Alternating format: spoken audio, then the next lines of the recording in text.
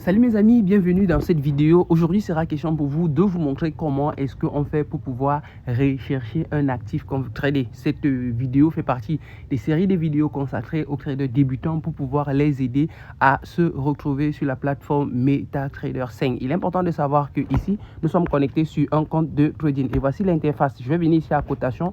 À cotation, c'est tout simplement l'ensemble des marchés en fait qui sont visibles et qui sont connectés actuellement. Et après ici on va aller sur graphique où on va voir les graphiques. Ici on voit bien que je suis en position sur l'or sur un time frame de 1 minute. Voilà, donc j'ai pris un buy avec deux lots de 0,02. Donc ok, après ici on a trade, c'est l'ensemble des positions en cours. Je vous ai dit tout à l'heure que j'avais une position en cours. Là nous sommes bel et bien sur un compte réel. On peut faire un dépôt comme un retrait.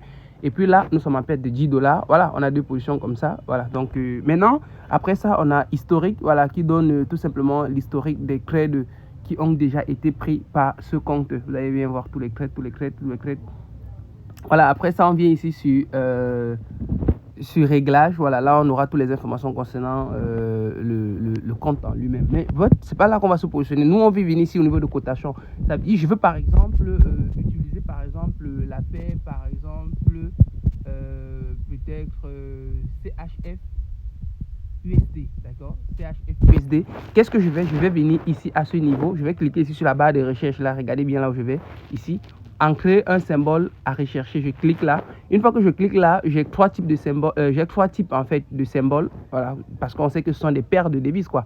Ici j'ai les comptes, les standards, les cryptos et puis les indices. Je vais commencer par d'abord les standards. Ce sont les standards Forex. Et puis là, on va positionner sur ce qu'on appelle les paires majeures, les paires mineures et puis les métaux. Et puis ici sont des commodités. D'accord? Je vais ouvrir chaque endroit pour qu'on essaye de voir. Maintenant, sur les paires majeures, ce sont des paires qui sont en relation avec l'USD, quoi. L'USD et puis aussi GBP USD en quelque sorte. Donc, voilà, ici, on a donc une paire comme USD CHF, non, je cherchais plutôt CHF USD, voilà. Ici, on a GBP USD qui n'est pas connecté. Je clique là directement et vous allez voir que j'aurai désormais la paire GBP USD. Ici, j'aurai par exemple GBP JPY. Là, je clique sur ça aussi. Je connecte ça. Vous voyez, il y a déjà ceux qui sont connectés comme par exemple ici, Euro JPY. D'accord, ça, on a déjà ça. Ça, c'est Euro CHF. C'est pas encore connecté et je vais aussi connecter ça. Vous allez voir tout à l'heure lorsque je vais rentrer au niveau de cotation. Quand je vais sortir ici, je vais voir tout ça. Donc quand je rentre là, voilà, vous voyez, voilà, j'ai déjà ici Euro CHF qui n'était pas là, j'ai GBP USD qui n'était pas là, donc je peux recliquer là, je vais ajouter quelques paires mineures. Donc je vais me placer là, donc je peux aller sur les métaux, je clique là, je viens sur standard, je viens sur mineur. Donc ici à mineur, on a vraiment tout ce qui est hors de rapport avec l'USD. D'accord, donc je vais prendre CAD-CHF. Voilà, d'accord, je prends ça. CAD, le dollar canadien contre le franc suisse. Je clique sur ça et puis je vais voir, ça sera connecté. Donc maintenant, je reviens ici. Je vais venir prendre, je suis à crypto. Je vais cliquer là. Je vais venir à standard. Toujours au niveau des standards, je vais venir ici au niveau de commodité ou métaux. Métaux ici. On a l'or, voilà. Ici, on a l'argent. Voilà, là, on va pas... On va pas prendre ça. On a le platine.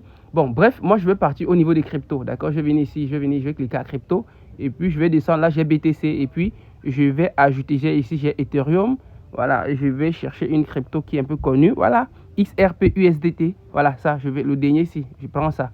Super. Vous allez voir que ça sera ajouté, en fait, comme sur moi ici. Comme j'ai toujours ici le Litecoin.